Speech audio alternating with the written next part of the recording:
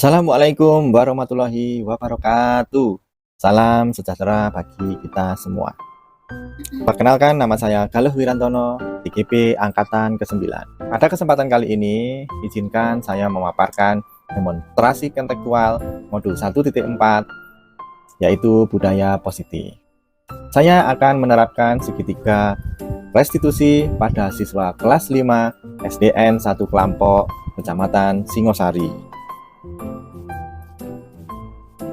Menurut dosen, restitusi adalah proses menciptakan kondisi bagi murid untuk memperbaiki kesalahan mereka, sehingga mereka bisa kembali pada kelompok mereka dengan karakter yang kuat.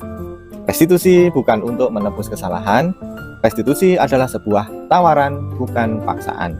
Restitusi fokus pada solusi dan dapat mengembalikan murid yang berbuat salah pada kelompoknya.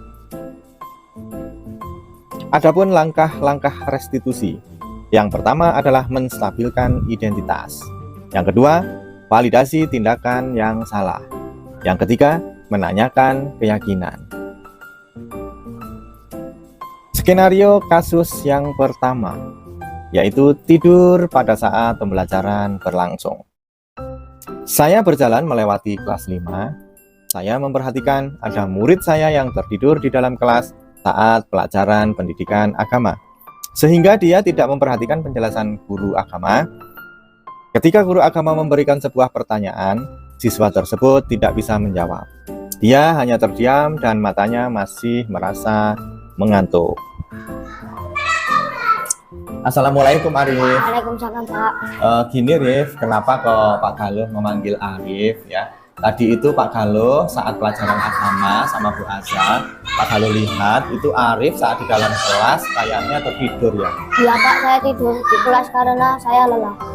Iya. Jadi gini Rif, jadi kita itu boleh ya lelah atau mengantuk terus tertidur ya.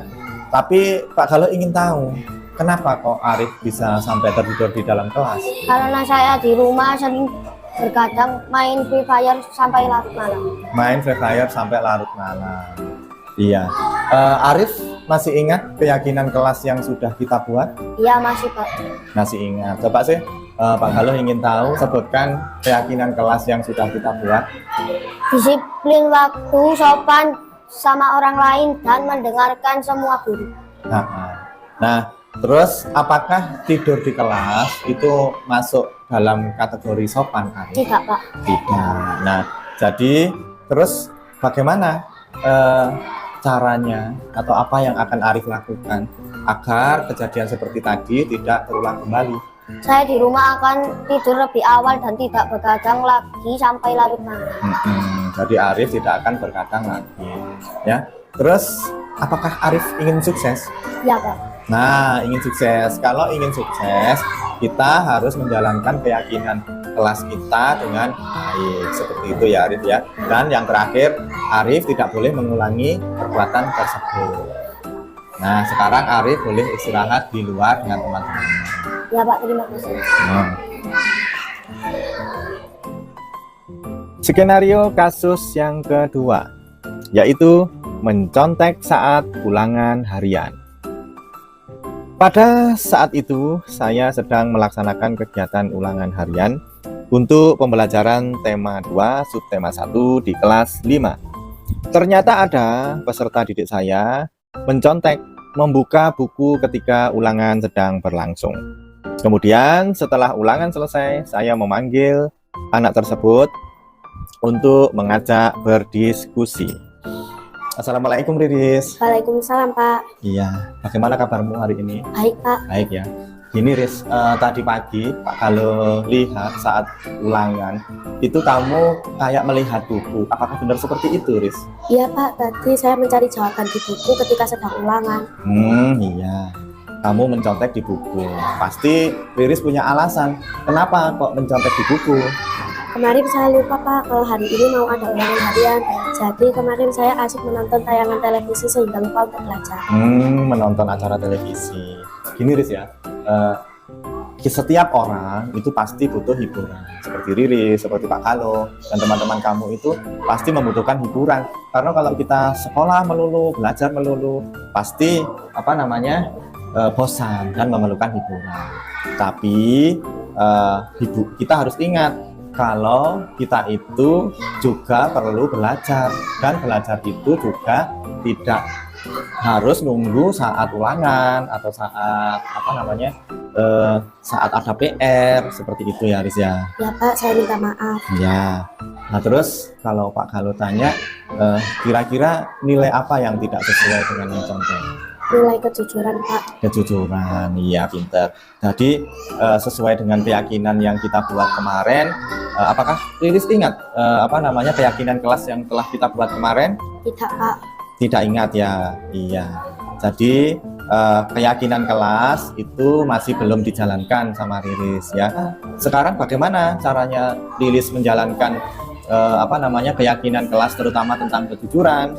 Saya harus membagi waktu untuk belajar, bermain, serta membantu orang tua di rumah. Saya harus rajin belajar setiap hari meskipun tidak ada ulangan. Pinter ya. Oke, dalam melakukan hal yang kita senangi itu memang menyenangkan dan perlu, tapi juga kita harus bisa membagi waktu ya. Membagi waktu saat belajar, saat membantu orang tua, dan mungkin saat melihat televisi atau butuh hiburan seperti itu ya. Ya Riz ya. Sekarang Riris boleh istirahat dengan teman-temannya. Baik Pak, Silakan. terima kasih. Iya. Assalamualaikum warahmatullahi wabarakatuh. Nama saya Alif, siswa kelas 5. Saya melakukan kesalahan atau tidak sesuai dengan keyakinan kelas kami, yaitu tidur di kelas. Saya tidak mendapatkan hukuman atau dimarahi Pak Galuh. Saya ditanya alasan kenapa tidur di kelas dan tidak memperhatikan penjelasan guru dan minta mencari solusi atas kesalahan saya. Saya berusaha mencari solusi dengan bimbingan Pak Galuh, sehingga saya dapat menemukan solusi yang harus dilakukan. Yang Pak Galuh lakukan ini adalah demi masa depan saya. Terima kasih Pak Galuh. Perkenalkan, nama saya Riri, saya siswa kelas 5. Saya melakukan kesalahan atau tidak menjalankan keyakinan kelas kami, yaitu mencontek ketika ulangan. Saya tidak mendapatkan hukuman atau dimarahi oleh Pak Galuh. Saya ditanya alasan mengapa saya mencontek ketika sedang ulangan. Kemudian saya menjelaskan alasan saya kenapa saya mencontek ketika ulangan.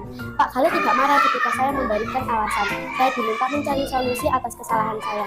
Saya berusaha mencari solusi dengan bimbingan Pak Galuh, sehingga saya dapat menemukan solusi yang harus saya lakukan. Yang Pak Galuh lakukan adalah memperkuat keyakinan kelas demi masa depan saya, dan dia mengingatkan agar saya tidak mengulangi perbuatan tadi. Terima kasih Pak Galuh. Dapat disimpulkan, penanganan sebuah kasus yang dilakukan guru dengan menggunakan pendekatan segitiga restitusi, diharapkan guru dapat memposisikan dirinya sebagai manajer dengan mengajukan pertanyaan-pertanyaan bermakna yang membuat peserta didik menjadi lebih mandiri, percaya diri, dan bertanggung jawab. Demikian tadi demonstrasi kontekstual modul 1.4 penerapan segitiga restitusi pada siswa kelas 5 SDN 1 Kelampok. Terima kasih, salam dan bahagia. Wassalamualaikum warahmatullahi wabarakatuh.